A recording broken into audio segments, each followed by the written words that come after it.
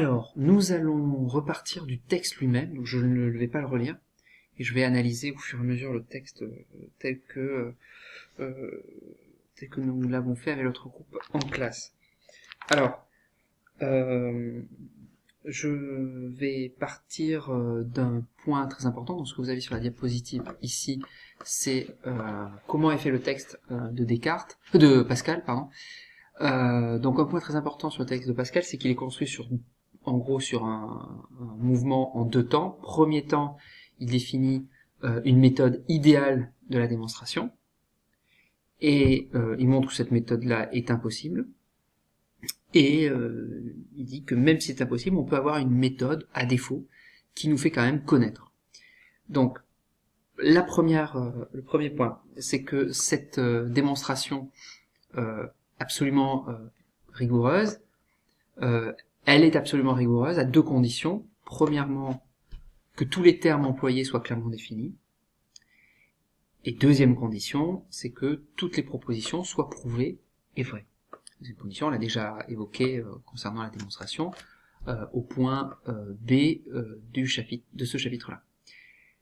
Pascal veut donc nous montrer que cet idéal est impossible, parce que de telles conditions ne peuvent pas être remplies, tout démontrer, tout définir, mais qu'il existe néanmoins une méthode dont on peut se satisfaire de sa rigueur à faire connaître, c'est, pour Pascal, la géométrie. Donc, nous connaissons déjà le problème que pose la seconde condition, tout prouver. Nous avons vu que c'était pas possible et que nous devons systématiquement nous en remettre à des principes que nous considérons comme évidents ou que nous devons suivre si nous voulons tout simplement raisonner. Donc nous allons nous intéresser à la première de ces conditions, qui est celle de pouvoir définir les termes. Donc nous allons essayer de voir à quel point c'est un problème, et à quel point on va aussi y trouver une solution possible. Donc, il est donc nécessaire de définir les termes. Alors, c'est ce que pense Pascal, mais je vais essayer de vous montrer que c'est quelque chose qui est évident. Il faut définir les termes quand on réfléchit. D'abord pour une raison très simple, c'est que on indique quand on définit de quoi on parle. Une deuxième raison qui va avec, c'est que l'imprécision dans les définitions vont constituer un risque d'erreur, mais aussi la possibilité de tromper l'autre. Donc dans la mesure où vous avez un flou, il est possible que vous ayez une erreur possible qui peut à laquelle vous allez être exposé, ou même une malfaçon dans le raisonnement pour vous tromper. Voilà, en quelque sorte.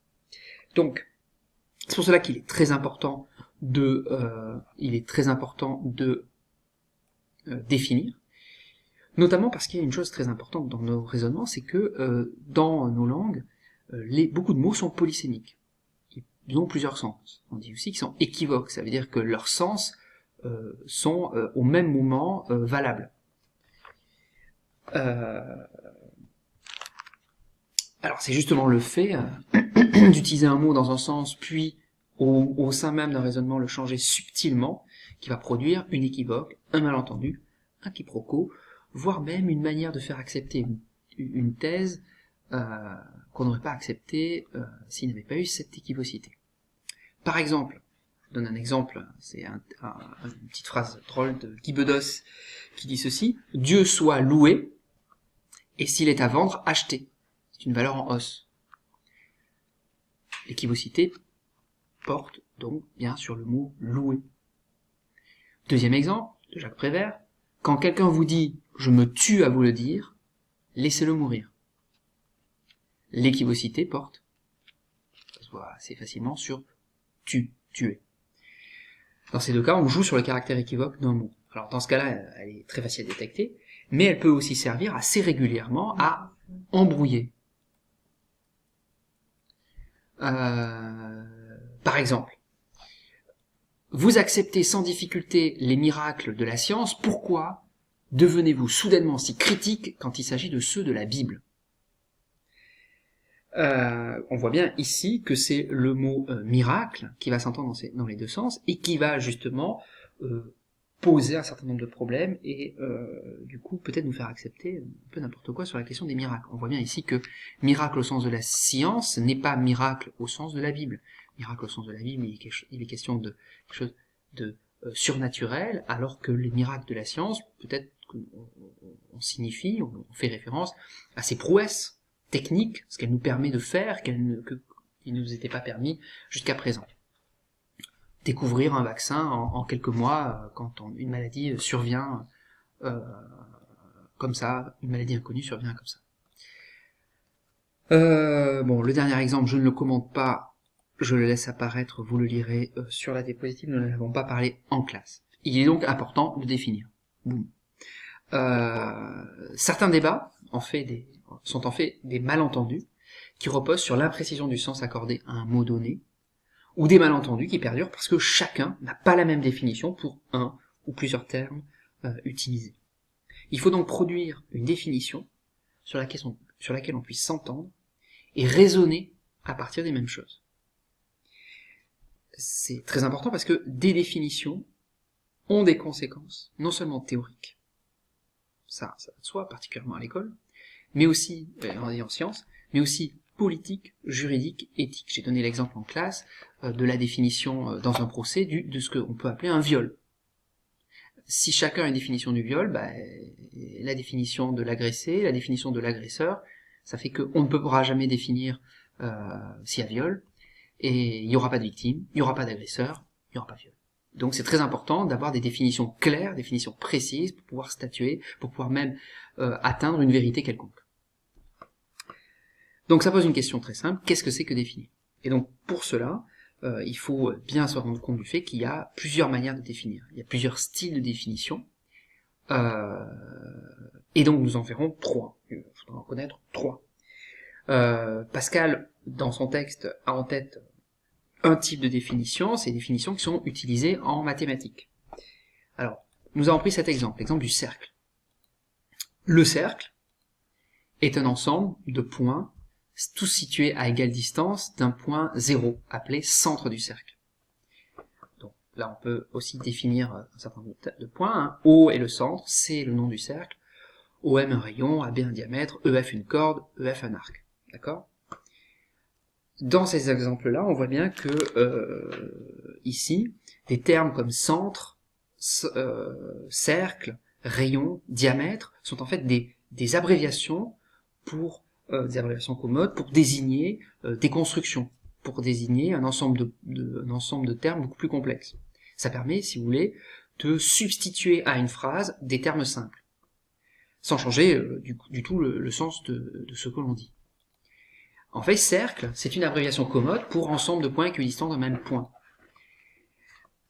C'est pour dire que du coup, ce type de définition a une caractéristique importante, c'est que c'est une règle de substitution, règle d'abréviation.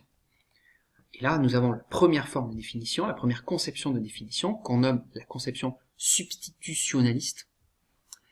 Il faut s'entraîner pour le dire. Elle est D1, on va l'appeler D1, il y en aura 3, D1, D2, D3, D1, définir, égale, donner une règle de substitution. C'est pas plus simple. Problème que relève Pascal dans son texte, c'est que, très simple le problème qui ressemble à un problème qu'on a déjà rencontré, certainement cette méthode serait belle, je le cite, mais elle est absolument impossible. Ah, il est évident que les premiers termes qu'on voudra définir en supposeraient de précédents pour servir à leur explication.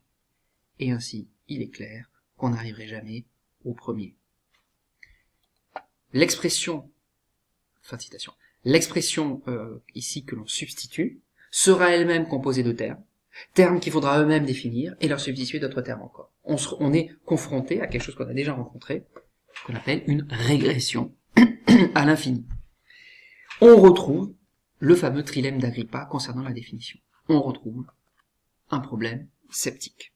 Donc, soit on a une régression à l'infini, on admet alors que l'on ne pourra jamais définir les termes employés, jamais finir de définir les termes employés, soit on a un cercle logique, un diallèle, on admet que toutes nos définitions se complètent, pour définir A, on aura besoin de B, et pour définir B, on aura besoin de A.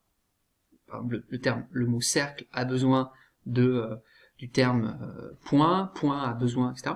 On avait vu, par exemple, que la définition de prémisse avait besoin de la définition de conclusion, la définition de conclusion avait besoin de la définition de prémisse, par exemple. Je vous renvoie au cours précédent. Soit on a un arrêt dogmatique, dans le triangle d'Agrippa, et là, on dit, on admet, on a rencontré des termes indéfinissables, dont la définition est soit inutile, soit strictement impossible par d'autres mots. Alors, est-ce que cela veut dire que la condition tout définir de la méthode idéale est impossible à remplir?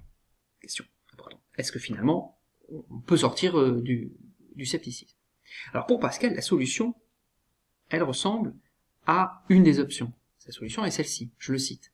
Aussi, en poussant les recherches de plus en plus, on arrive nécessairement à des mots primitifs qu'on ne peut plus définir, et à des principes si clairs qu'on n'en trouve plus qui le soient davantage pour servir à leur preuve. Pascal, avec son terme mot primitif, semble choisir la troisième option, l'option de l'arrêt dogmatique, en avouant l'impuissance des hommes à sortir de cette impasse.